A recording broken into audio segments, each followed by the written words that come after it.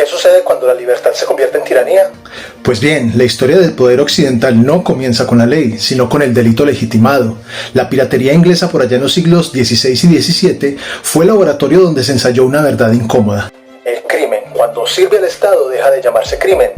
Y es que bajo el reinado de Isabel I de Inglaterra se institucionalizó el saqueo, el robo, la violencia marítima mediante el corsarismo, una figura jurídica diseñada para blanquear actos criminales bajo el lenguaje de la seguridad y la razón de Estado. Figuras como Francis Drake, Joe Hawking, Henry Morgan no fueron excepciones, fueron símbolos, piratas para el mundo pero héroes para la corona, ladrones de oro, destructores de ciudades que recibieron títulos nobiliarios, cargos públicos, honores.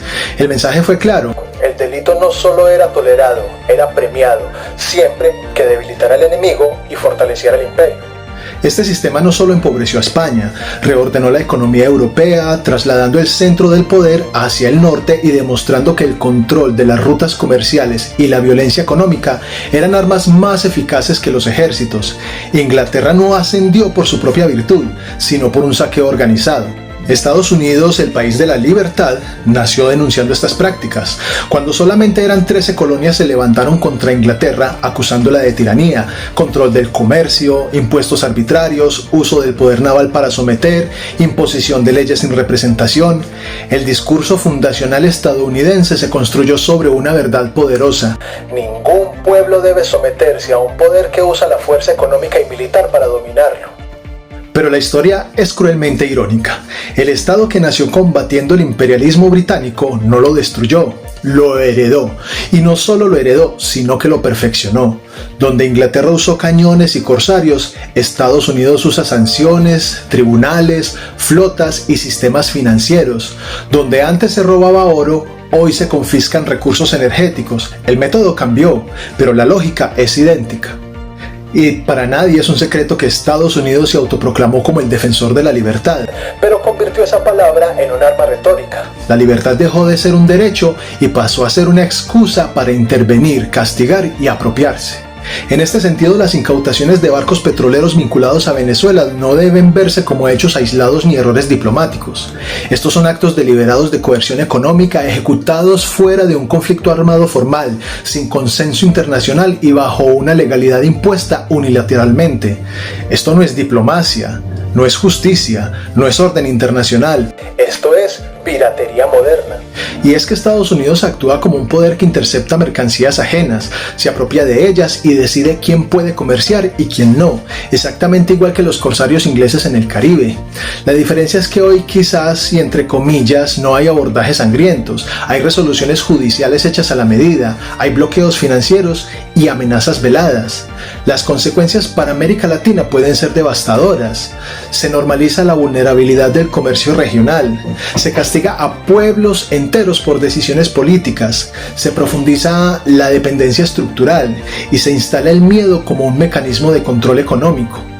Pero también a nivel mundial, estas acciones pueden erosionar cualquier noción real de legalidad internacional y empujan al sistema económico global hacia la ley del más fuerte. Algo que debemos tener presente es que estas prácticas no nacen de la defensa de la democracia, sino del pánico a la pérdida de la hegemonía.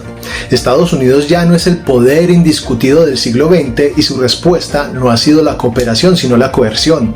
El orgullo imperial se manifiesta en la incapacidad de aceptar un mundo multipolar.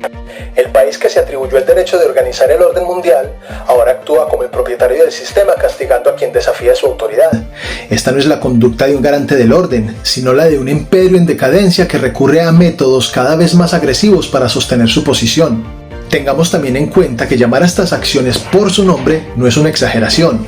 Confiscación, extorsión económica, control de rutas estratégicas y castigo colectivo son prácticas asociadas al crimen organizado. La única diferencia es la escala y la legitimidad autoimpuesta. Y es que Estados Unidos no actúa en los márgenes del sistema, es el sistema actuando criminalmente. Esto es lo más peligroso.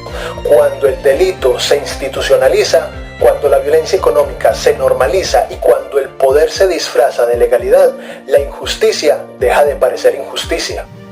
Con todo esto podemos decir que la historia no absuelve, acusa, y lo que nos muestra es claro: los imperios siempre se narran a sí mismos como necesarios, justos, civilizadores. Inglaterra lo hizo y Estados Unidos lo está haciendo hoy, pero bajo esa narrativa se repite el mismo patrón: acumular poder sin importar el daño social, económico y humano que se cause.